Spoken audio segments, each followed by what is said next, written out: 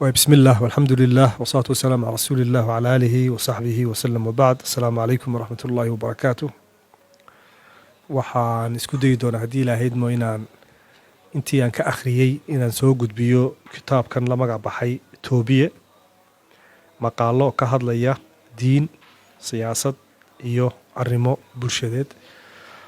Kitaabka waxaa qoray in igu qaali ah walaalkay Sheekh Cabdirasaaq Rakuub oo ku aqaano qoraa af Soomaaliga, khaasatan af Soomaaliga si wacan oo qoto dheer wax ugu qora, in badanna wax ka qorayay meelo fara badanna nolosha saameynteeda isku dayay inuu wax ka qoro. Kitaabku waa maqaalo xilliyo kala duwan soo baxay oo la aruuriyey oo buuggan iskugu keenay meel kala taabanayana haddii ku roon yahay qodobyo aad u kala duwan. Dhaqaalaha uu ka hadlayaa oo isleeyahay malaha waaba laf dhabar isbedelada waaweyn ee dhaqaalaha adduunka ka socda, saameynta uu adduunka ku leeyahay, hirdinka dhaqaale ee adduunka ka socda, saameynta uu inaga lafteena nolosheenii uu ku leeyahay. waxbuu ka oranayaa dagaalka maanta adduunka ka socdaana dagaal dhaqaale inuu yahay oo lowlanka ugu weyne maanta taagani lowlan dhaqaale iyo dowlado waaweyni ay ishirdinayaan inuu yahay. innaga oo wadannada saboolka ina lagu tiriyo haddana saameyn intee leeg ayay inagu leeyahay uu ka hadlayaa.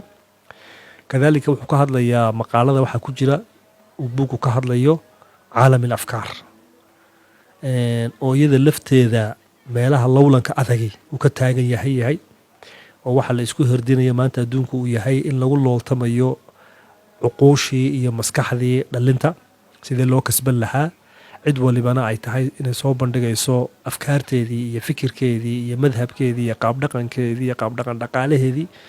cid walbana ay doonayso sidii ay u heli lahayd marketka bani aadamka. marka hirdinkii wuxuu noqday isaguna in caqliga lagu beertoomo siiba dhalinta mustaqbalka soo baxaysa.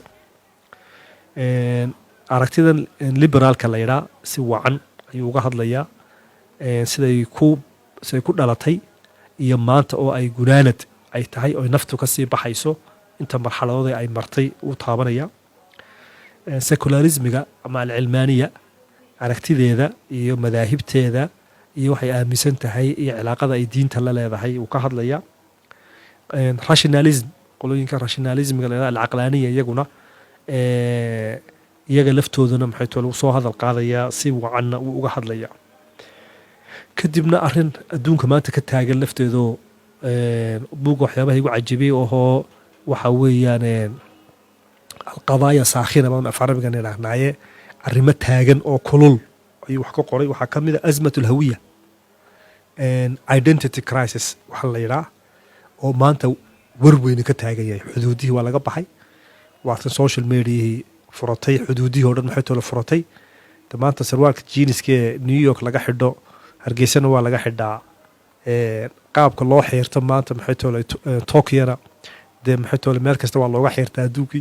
adduunku isku furmay markaa maanta isku furashada adduunku isku furmayna wuxuu keenay markaa dadkii haddaanay lahayn arrin weliba national security iyo amni qawmi ah maaha meel soka maaha weliba haddaanay markaa ummaduhu haddaanay lahayn resistance waxay iskaga caabiyaan hirdanka intaa leeg haddii aanay maxay too lahayn daadkaa qaadaya. qodobkaana uu ka hadlo oo ah hawiyada identityga man anta maxaa tahay, maxaad aaminsan tahay, maxaad sidataa, maxaa dhaqankaaga ku qaldan, maxaa dhaqankaaga ku saxsan, maxay diintaadu ogoshahay, maxay diintaadu diidan tahay, bulshadan aad u nooshahay aad la nooshahay maxay jeceshahay, maxayse diidan tahay.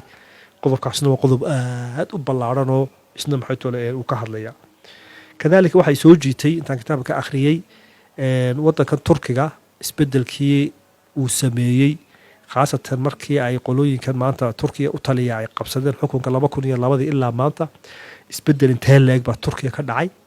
tusaale ayuu u noqday wadano fara badan hoggaankoodii in ay haddii waddanka dhalinyaro ay u kacdo aqoon leh oo karti leh oo ay waddankooda aaminsan yihiin dhaqaalahoodana ay kobcin karaan inay waddankaa meel durugsan inay gaarsiin karaan uu ka hadlay.